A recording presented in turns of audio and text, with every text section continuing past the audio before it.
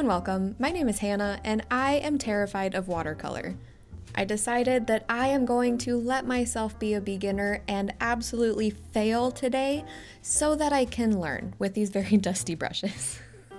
They're so dusty. But I figured that immersion therapy is probably going to be the only way that I am going to get through my fear of watercolor.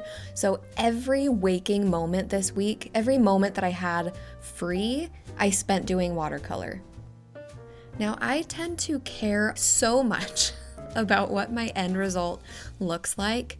So in order to just focus on doing it rather than what it turns out looking like, I decided to not do my own things, and I decided to follow Andrea Nelson's Fill a Sketchbook challenge thing, and I will link it in the description of this video in case you're interested. I don't follow it completely, and honestly I don't finish the challenge because I do grow enough confidence to start my own stuff, and it turns out really cool. So if you want to see that, you can skip forward. But since there are so many moving parts in watercolor, I wanted to focus on growing in one thing.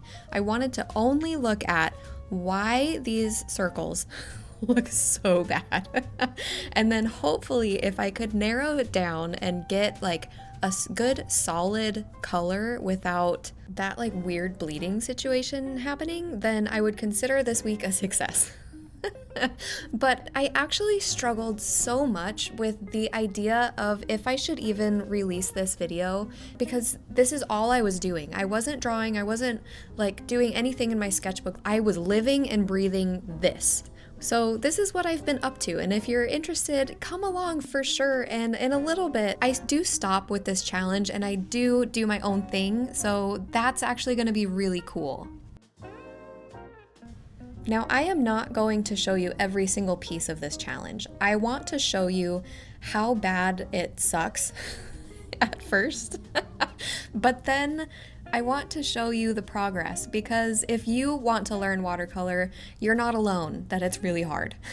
But I want you to feel, I don't know, like maybe we're learning together, because it's really nice to be able to learn with somebody and feel like you're not alone. So that's really the reason why I'm making this video at all, was so that I can have a friend to do this with. So this is how the second one turned out. A lot is wrong. But there is some progress I already could see. So that was hopeful. I mean, could you see the progress? Maybe not. But I felt it, and that was really all that mattered. Now this next one really got away from me, and I was scared the whole time. But it was good therapy, like I said, even though my heart was pounding and I was like breathing so heavy. I did learn actually through this one that the reason why I was having such ugly circles was because my water was pooling. So this one, the water wasn't pooling because my paper was at an angle. So I decided, hey, I'm gonna start doing my things at an angle, at an incline, and that really did help so much.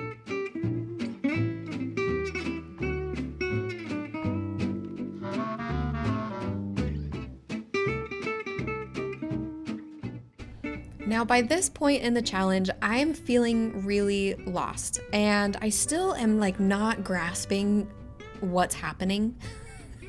So I stray away from what she's doing in the challenge, what Andrea Nelson is doing, and I have to draw a face because I just need that comfort. And ultimately, that's my goal for wanting to learn watercolor in general, is so that I can color up faces, specifically portraits, with watercolor.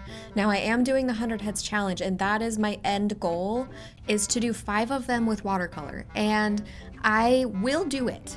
I'll get there, but it'll take me many, many, many hours of practice before I feel confident enough to, include it in the challenge.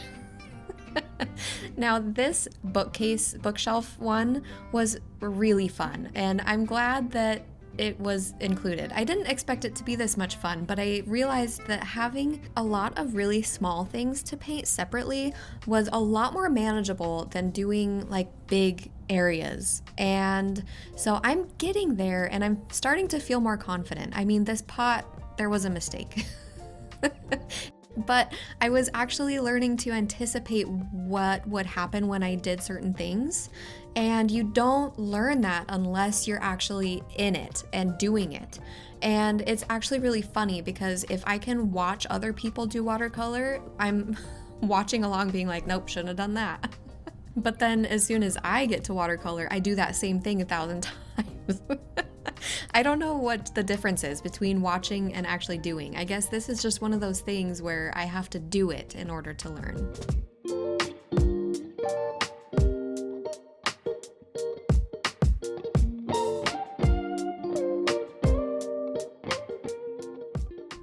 Okay, this is gonna sound maybe a little bit weird, but I started to feel really excited after that polar bear one, even though the polar bear one turned out a little bit bad. Like, it had the same problems that I had with the circle, but I started to have moments where I was doing the thing that was causing the problems, and in the moment I was thinking, this is gonna cause that problem. So that was really exciting, just to like anticipate when it's gonna happen. I think you know what I'm trying to say. Now, I have heard along like watercolor videos that, tutorials that actually teach you how to do something, unlike this one, that watercolor, a lot of it is learning to read the paper, and what the heck does that mean? But I'm actually learning what the heck that means. So that's really exciting. One thing that was so elusive to me was how in the world is Andrea Nelson getting her colors so vibrant? But along the way, something that I was learning, have you guys been having like these friends everywhere? They've been like multiplying. Anyway, what was I saying? Watercolor. This whole thing is about watercolor. How does Andrea Nelson get her colors so vibrant? And so along the way, something that I was just kind of tinkering with that happened upon me was learning that she puts probably an insane amount of pigment in her water. So I was learning, hey, you can do that.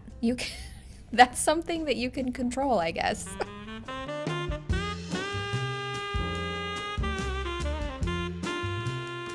So my kids have been out of school this week for spring break, and so my daughter wanted to join along on the challenge. So this is her spread, and honestly, watching how she's doing this, she's like a goddess at this. I don't understand how she gets like immediately good results. She just has such good intuition for how to deal with watercolor. I need to take notes from her.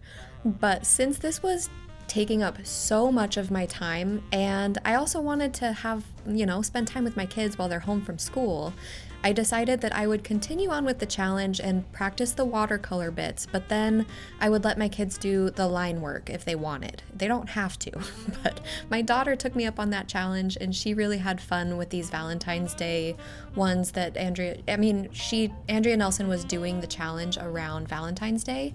So a lot of these started to include a lot of hearts and stuff, which was right up my daughter's alley.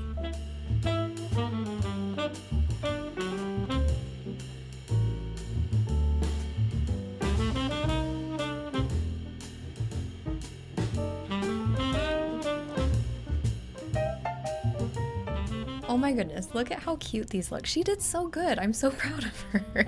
She did go back and do some other pages of line work and add her own creative flair to some things, and I'll show you at the end if you're really interested. But for now, I decided that it is time to stop the challenge and try to apply what I've learned to my own thing. And okay, guys, I had so much fun with this, and I never in a million years would think that I would ever say that. Watercolor has always been the elusive creature. It's been like the myth, the legend. But I have never felt that it was mine. And this is finally when it felt like mine. Gosh dang it. I went on my phone and I tried to look for something that seemed simple. So this is what I found, a picture on my phone of a beach.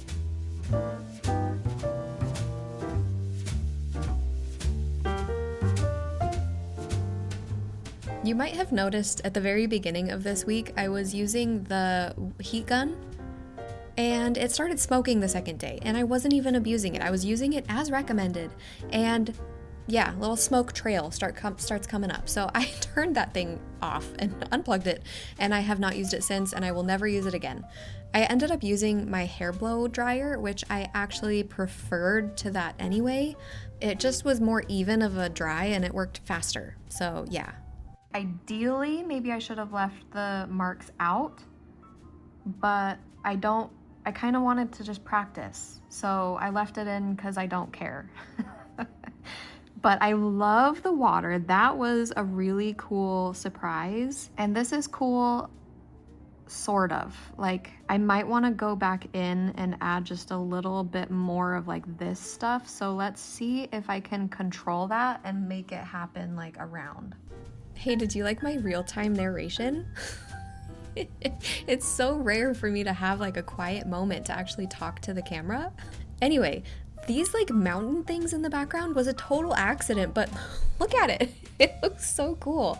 This one I ended up being so proud of, and it feels really good to have done something all on my own and without like being told what to do. So that was a total win for me. I want to try it again. So I have a new picture pulled up, and by the way, this lid is like the perfect degree for the sketchbook to sit at, where the water will come down without pooling in one spot. By the way, I don't know if I've said this yet, but pooling is what was happening to my circles. That's why my circles sucked so bad.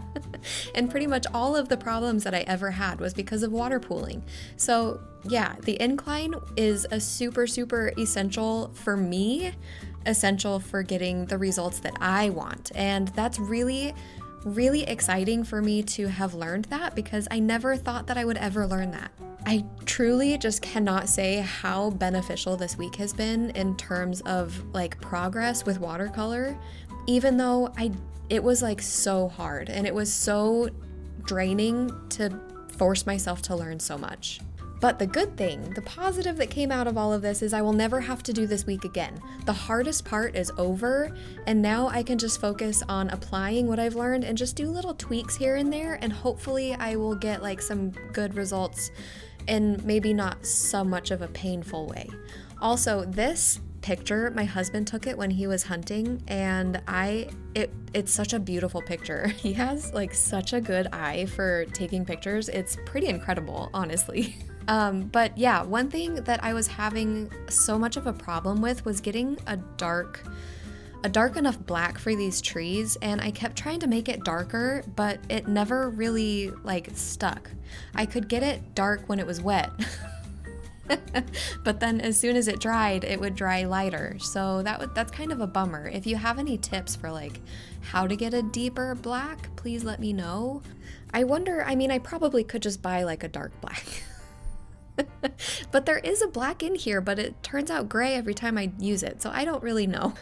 But this is how the whole sketchbook turned out. My 3 kids went back throughout the week and just kind of added their own flair to certain pages, which was really cool to see. Honestly, I'm so glad that I bought a sketchbook that is mainly like purely for learning and making terrible art. I also want to say that Andrea Nelson's challenge, like, she makes some really good stuff, and her stuff turned out so much better than what my stuff did. So don't take my stuff and be like, oh my gosh, Andrea Nelson really sucks. Because no, that was all me.